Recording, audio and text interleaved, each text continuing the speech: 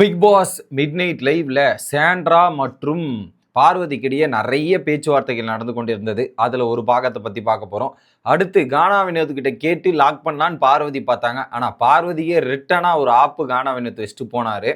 அடுத்து வீட்டுக்குள்ளே ஒரு அம்மா மெயின் டோருக்கு பக்கத்தில் ஒரு ட்ராமாவை போட்டுக்கிட்டு என் புருஷனை யூஸ் பண்ணிட்டா, என் கணவரை யூஸ் பண்ணிட்டான்ற மாதிரி ஒரு பேர் முத்திரை குத்திக்கிட்டு இருக்காங்க.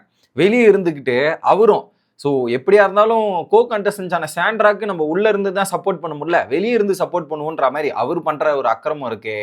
அந்த மாதிரி தான் இருக்குது. அது என்ன ஏதுன்றதை கொஞ்சம் டீட்டெயிலாக பார்த்துருவோம். சேனலுக்கு புதுசாக இருந்தீங்கன்னா மறக்காம சப்ஸ்கிரைப் பண்ணிடுங்க. வீடியோ பார்க்குற அனைவருமே மறக்காம லைக் பண்ணிடுங்க கைஸ். இப்போ கண்டென்ட்டுக்குள்ளே போயிடலாம். ஃபர்ஸ்ட் இந்த ஃபுட்டேஜோட வாய்ஸை மட்டும் நீங்கள் கேட்டுங்க. அப்புறம் நம்ம போகிறதுக்கான வாய்ப்புகள் இன்னும் சூப்பராக இருக்கும்.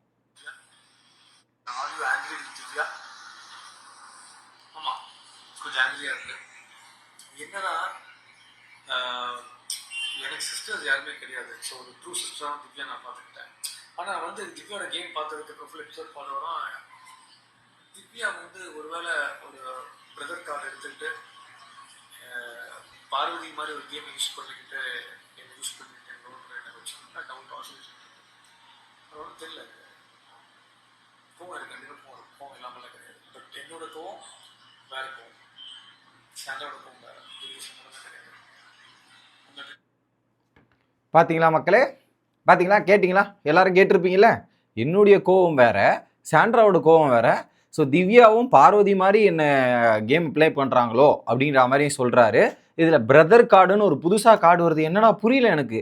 இந்த சீசனில் தான்டா எல்லா கார்டையும் எடுத்துட்டீங்க. Brother card, sister card, டெலிலு card, அப்புறம் மெயின் டோர் கார்டு அப்படின்ற மாதிரி எல்லா கார்டும் எடுத்துட்டு இது கேவலமாக இல்லை? புரியல, கேவலமாக இல்லை. வீட்டுக்குள்ளே இருக்கவங்க தான் தெரியாமல் ஒரு ப்ரொஜெக்ஷன் கொடுக்குறாங்க. வீட்டுக்குள்ளே இருந்துக்கிட்டு கோ கண்டஸ்டன்ஸான சாண்ட்ரா ஒரு தப்பான ஒரு ப்ரொஜெக்ஷனும் தப்பான விஷயத்தையுமே அங்கே திவ்யா மேலே ஒரு ப்ரொஜெக்ஷன் வச்சுட்டு இருக்காங்க. உங்கள் கூட கம்பேரிசன் பண்ணி வச்சுட்டு இருக்காங்க. அதுவே உங்களுக்கு புரியல. முதல்ல எப்படி அதுவே உங்களுக்கு புரியல? அதுவே ஒரு தப்பான அலிகேஷன் மாதிரி தான் இருக்குது. ஓகே, அது ஒரு இன்செக்யூரிட்டி. சாண்ட்ராவோட இன்செக்யூரிட்டியோட வெளிப்பாடு தான் இப்போ திவ்யா கூட ரியாக்ட் பண்ணுறது, கோவப்படுறது. இது எல்லாமே இதில் முக்காவாசி திவ்யா மேலே வைக்கிற குற்றச்சாட்டுகள் எல்லாமே பொய் குற்றச்சாட்டுகள், எல்லாமே பொய். அப்படி என்னடா அந்த பொண்ணு பாவம் பண்ணுச்சுன்ற மாதிரி தான் நமக்கு தோணுது. நீங்கள் உங்கள் இஷ்டத்துக்கு நீங்கள் நல்லவங்கன்றதை கிரியேட் பண்ணுறதுக்காக இன்னொருத்தனோட கெட்டவன்ற மாதிரி பிராண்ட் பண்ணுறீங்க பார்த்தீங்களா? அது ரொம்ப ரொம்ப தவறுதலாக இருக்குது. ரொம்ப இது அப்படி அவன் தப்பு பண்ணிட்டதுக்கு அப்புறம் நீங்க சொன்னீங்கன்னா கூட ஓகே. அவன் அப்படியாப்பட்ட தப்பே பண்ணலடா. தப்பு பண்ணாதவங்களை ஏன் அப்படி சொல்றீங்கன்றதான் எனக்கு தோணுது. இதுல சாண்ட்ரா எல்லாத்தையும் அந்த பொண்ணு மேல யூஸ் பண்றாங்க. என் கணவரை யூஸ் பண்ணிட்டான்ற இவங்க ஒரு பக்கம் ரிஜிஸ்டர் பண்ணிருக்காங்க. வீட்டுக்கு வெளில போயிட்டு எல்லாத்தையும் பார்த்துட்டு இவர் போடுறாரு பாத்தீங்களா? ஆமா, நான் கடும் கோவத்துல இருக்கேன். எப்படி கடும் கோவத்துல இருக்காராம் அவர். பிரஜன் திவ்யா மேல முழு எபிசோடு பார்த்ததுக்கு அப்புறம் தான் தெரியும் அப்படின்ட்டு. ஒரே ஒரு கேள்வி கேட்கிறேன் பிரஜன் மற்றும் சாண்ட்ரா கிட்ட. ஒரு இடத்துலயாவது சாண்ட்ரா பத்தியும் பிரஜனை பத்தியும் திவ்யா தப்பா பேசணும் ஒரு ஃபுட்டேஜ் காட்ட சொல்லுங்க. பிரஜனை ஒரே ஒரு ஃபுட்டேஜ் காட்ட சொல்லுங்க, நான் ஒத்துக்கிறேன். சாண்ட்ராவை பத்தி தப்பா பேசின ஃபுட்டேஜும் காமிச்சிருங்க, இல்ல பிரஜனை பத்தி பேசின ஃபுட்டேஜ் ஒன்று காட்டுங்க, நான் ஒத்துக்கிறேன். ஒரு ஃபுட்டேஜும் உங்களால காட்ட முடியாது. அதுதான் உண்மை. இவங்க இஷ்டத்துக்கு என்னை யூஸ் பண்ணி பயன்படுத்திட்டா. பிரதர் கார்டா என்ன கார்டுன்னு தெரியல. பிரதர் கார்டு இவர் போயிட்டு கோ கண்டஸ்டன்ட் சாண்ட்ராக்கு சப்போர்ட் பண்றதுக்காக நடக்காத விஷயத்துக்கு சப்போர்ட். வேற என்ன பண்றதுங்க? 20 வருஷம் அந்த பர்சனல் லைஃப்குள்ள போகல. அந்த 20 வருஷம் உறவை நீடிக்கணும்ல. இவருக்கும் வேற வழி தெரியாம இன்னொருத்தர் அக்யூசேஷன் ஆயிட்டு அந்த பொண்ணு மேல பழிய போட்டு இப்படி பண்றீங்களே, இது பாக்குறதுக்கு நல்லாவா இருக்கு? கேவலத்தின் உச்சமா இருக்குன்றதான் நான் பாக்குறேன். Very very very worst behaviour. வீட்டுக்குள்ள இருக்கிறவங்க தான் அப்படி பண்றாங்கன்னா வீட்டுக்கு வெளில போயிட்டு பார்த்துட்டு இவர் ஒரு பக்கம் பண்றாரு. இவருடைய இமேஜ் எவ்வளவு ஸ்பாயில் ஆகுன்றது கூட தெரியல. ஆல்ரெடி இப்ப சாண்ட்ராவோட இமேஜ் தான் அடி வாங்கிட்டு இருக்கு. எப்படி அடி மேல அடி வாங்குறது சாண்ட்ராவோட இமேஜ் டே பை டே. இதுல இவர் போய் பண்றாருல, வெளியே உட்காந்து ஒண்ணு பண்ணிட்டு இருக்காருல்ல, எது பார்த்துட்டு எல்லாத்தையும் தெரிஞ்சுட்டு சப்போர்ட் பண்ணுன்ற பேர்ல பண்றாரு இல்லையா? இதனால பாதிப்பு வேற யாருக்கும் கிடையாது. உங்களுக்கும் நீங்க பண்றதால உங்க ஒய்ஃபோட கேம் இன்னும் நல்லா கெட போகுது. நீங்க பண்றதால உங்களுடைய நேமும் கெட போகுது. இது ரெண்டு மேண்டிட்டரி. ஆனா இதனால யாருக்கு மைலேஜ் தெரியுமா? இப்பயே சொல்ற ஆணித்தனமா, இவங்க 2 பேர் சாண்ட்ரா மற்றும் பிரஜனோட ஆட்டத்துல திவ்யாவை எடுத்துட்டு போய் டாப் 2ல நிறுத்த போறாங்கன்றது ஆணித்தனமா எனக்கு புரியுது. ஆணித்தனமா புரியுது. இவங்க 2 பேர் ஆட்டத்துல திவ்யா டப்பு டப்பு டப்புன்னு மேல போயிருவாப்புல. அவளே கம்முன்னு இருந்தா கூட அவங்க தூரம் போகிறதுக்கான வாய்ப்பு இல்லை. ஆனா இவங்க பண்றதுலயே சூப்பர் எலிவேஷனா கிடைச்சிட போகுது. இதுல குறிப்பா அடுத்த வாரம் மட்டும் ஃபேமிலி வீக்ல சாண்ட்ரா மட்டும் உள்ள இருந்துச்சுன்னு வச்சுங்க, டோட்டல் க்ளோஸ். அங்க பிரச்சனை ஏதாவது திவ்யாவை போட்டு ஒரு சண்டையோ ஒரு கேள்வி கேட்டு அது ஒரு பெரிய சம்பவமா மாறிடுச்சுன்னு வச்சுங்க, அப்படியே இந்த பிக் பாஸ் சீசன் 9 உல்டாவா திருப்பி போட்ட மாதிரி ஒரு சம்பவம் நடந்து அப்படியே ஒரு எலிவேஷன் ஆயிட்டு திவ்யா எங்க போய் உட்கார்றாங்கன்னு மட்டும் பாருங்க. அது நடந்துருச்சுன்னா முடிஞ்சு போச்சு, டோட்டலா முடிஞ்சு போச்சுன்றதை நீங்க இப்பயே எழுதி வச்சுக்கலாம் அப்படின்றத நான் சொல்லிக்கிறேன். ஏன்னா அதுக்கேற்ற மாதிரி அறிகுறிகளும் இவர் வந்து வெளியே வீடியோ போடுறதும் மேடம் உள்ள உட்காந்துட்டு பண்றதும் எல்லாமே அப்படி அப்பட்டமாக திவ்யாவுக்கு சாதகமாகவும் பயங்கர எலிவேஷனாகவும் போய்கொண்டு இருக்கிறது அப்படின்றதான் நான் பார்க்குறேன். எனக்கு வெட்ட கண் கூட தெரிகிறது. உங்களுக்கு எப்படி தோணுதுன்றதை கமெண்ட் பண்ணிடுங்க.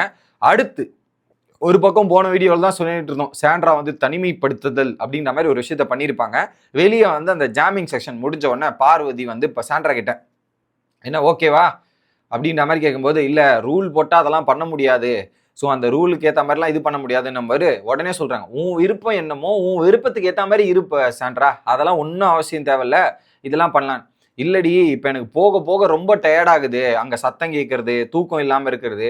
இப்போ ஃபஸ்ட்டை விட இப்போ நம்ம நாட்கள் கடக்க கடக்க நம்மளுடைய டயர்ட்னஸ் அதிகமாகுது, எனக்கு பிரச்சனை வேற இதுவாக இருக்குது, அதனால தான் நான் பிரச்சனை பண்ண வேணான்ற மாதிரி வெளியே வந்துட்டேன் அப்படின்றது.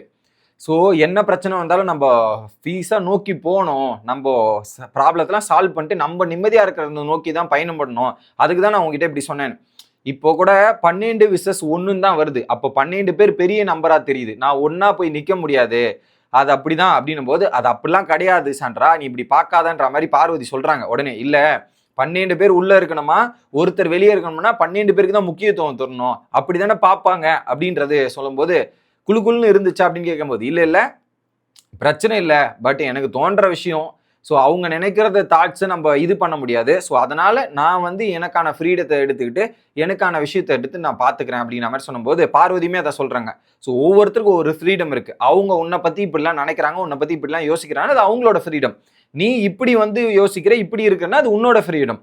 ஸோ நீ உன் ஜோனில் இரு, அவங்க ஜோனில் இருக்காங்க, ஓகே.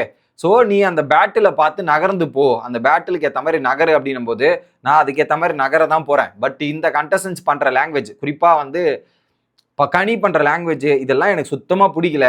எனக்கு அதெல்லாம் ப்ராப்ளமாக அவங்க பண்ணுறாங்க, எனக்கு அப்படியே நான் கடந்து போகிறது தான் யோசிக்கிறேன், இதெல்லாம் பார்க்குறேன். ஸோ நிதானமாக இருக்கணும், இதுவாக தான் இருக்கணுன்றதை மட்டும் தான் இதுக்கப்புறம் ஃபோக்கஸ் பண்ண போகிறேன் அப்படின்றதையும் அவங்க ஒரு பக்கம் சொல்கிறாங்க. ஓகே, அடுத்து ஸோ நேற்று நான் சொல்லிட்டேன், இன்னைக்கு கூட பேக் டு பேக் வீக்கெண்ட் எபிசோடில் நடந்திருக்கு. உடனே ஏன் போய் அதெல்லாம் பேசணும், இதெல்லாம் பண்ணணுன்ற மாதிரி. ஸோ அதை ட்ரெஸ்ஸு மாற்றிட்டு வர வரையும் அவங்க வெயிட் பண்ணுறாங்க, ரிலாக்ஸ் பண்ணுறாங்க. என்னதான் உங்களுக்கு வேணுமா, என்னதான் பிரச்சனையா அப்படின்ற மாதிரி டிஸ்கஸ் பண்ணாங்க. செத்து போனாலும் அவங்க வந்து அதை அட்ரஸ் பண்ணணும், அப்போ கூட வந்து பார்க்க மாட்டாங்க போலன்ற மாதிரி திரும்ப சாண்ட்ரா வாயிலேருந்து பல வார்த்தைகள் வரும்ல, அது எல்லாமே நைட்டில் வந்து பேசிகிட்டு இருக்காங்க, அதெல்லாம் கேட்டுட்டு இருக்கோம். அடுத்து கானா வினோத் வந்து பேசும்போது பார்வதி ஒரு கம்ப்ளைண்ட் பண்ணுறாங்க.